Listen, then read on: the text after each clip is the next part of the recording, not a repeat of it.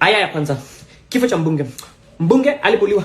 Waliweza kujua nani alimuua katika chini ya siku 2. Kifo cha mwananchi wa kawaida. Soma haraka. Mwananchi wa kawaida alijigonga akajiumiza. Soma kwa haraka. Akajiumiza. Bwana, mambo vipi? Mimi naitwa Namisi Mswahili. Shukrani kwa kujiunga. Hapa ni Midea TV, unapata updates zinavyokuja kwenye mitandao ya kijamii. Na mojawapo ya maswali ambayo watu wengi wamekuwa wakijiuliza ni kwa nini inachukua muda mrefu kwa pengine utendakazi ikifika katika uwajibikaji wa idara ya polisi kuhusiana na masuala ya mwananchi wa kawaida inachelewa kulinganishwa na viongozi. Nilipokuwa natembea kwenye mitandao ya kijamii nimekutana na video moja ambayo imefanywa na mchekeshaji na vile vile content creator kutoka hapa nchini Kenya.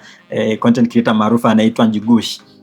Caption video yake, why does it take too long? Why does it take long?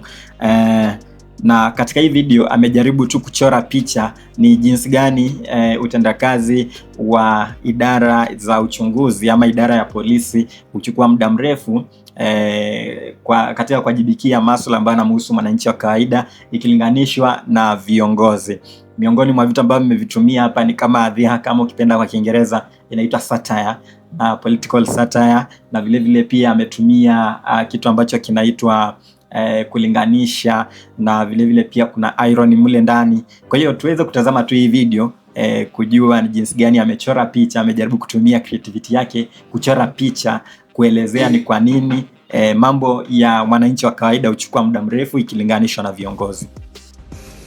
Aya ya kwanza. Kifo cha mbunge. Mbunge alipoliwa. Waliweza kujua nani alimuua katika chini ya siku 2. Waliweza kumfuata kutoka Mbagathi, wakafuata pikipiki zote, CCTV zote zilikuwa zinafanya kazi, wakamfuata wakajua mpaka mahali anaishi, wakapata mpaka bunduki ambayo ilimuua, na wakashika mwingine akienda kuhepa kwa boda, na wote sasa wako karibu kuhukumiwa chini ya siku 3. Aya ya pili. Aya ya pili. Kifo cha mwananchi wa kawaida. Soma haraka. Mwananchi wa kawaida. Soma haraka. Wachunguzi wakabaini upasuaji, alinyongwa na kupigwa. Hauoni ama nini? Haigurumi. Kutokana na video hiyo inaelezea waziwazi tu kuhusiana na kitu ambacho kinaendelea sasa, na ni kuhusiana na kifo cha mwanablogu na mwalimu Albert Ojwang ambaye aliuawa mikononi mwa maafisa wa polisi ambao walimshika kutokana na kile ambacho wanadai kwamba ilikuwa kumharibia ile naibu inspector general wa polisi jina. Na sasa hivi Albert ameaga, na aliaga kwa njia ambazo sio za wazi kabisa, kwa sababu kumekuwa na issues nyingi ambazo zimefanya Wakenya wamejazwa na jazba ambayo inatokana na vile ambavyo hali yake iliweza kufanyiwa kazi, hakupelekwa mahakamani na akauawa katika seli za polisi.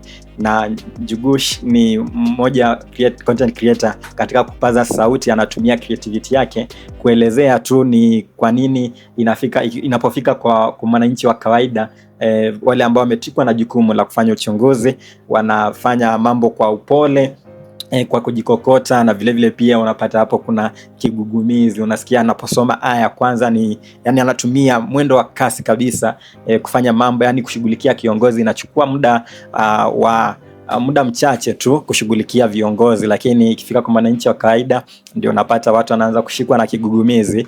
Na katika ile video sitaki kuongea sana maana yake yenyewe imejizungumzia, lakini ni mojawapo ya trend tu ambayo tunaiangazia hapa ndani ya Midea TV kuhusiana na vile ambavyo entertainers na vile vile content creators wamezidi kupaza sauti yao kuhusiana na swala hili la mmoja ama mwananchi mwenzao pia mwenzetu kuuawa mikononi mwa polisi. Endelea kukaa hapa Midea TV kupata updates zaidi. Mimi naitwa Namisi Mswahili. Make sure una follow, una subscribe, una watch na comment na una share na wenzako ili waweze kupata pia kujua nini kinaendelea kwenye mitandao ya kijamii. Hadi wakati mwingine, kwaheri.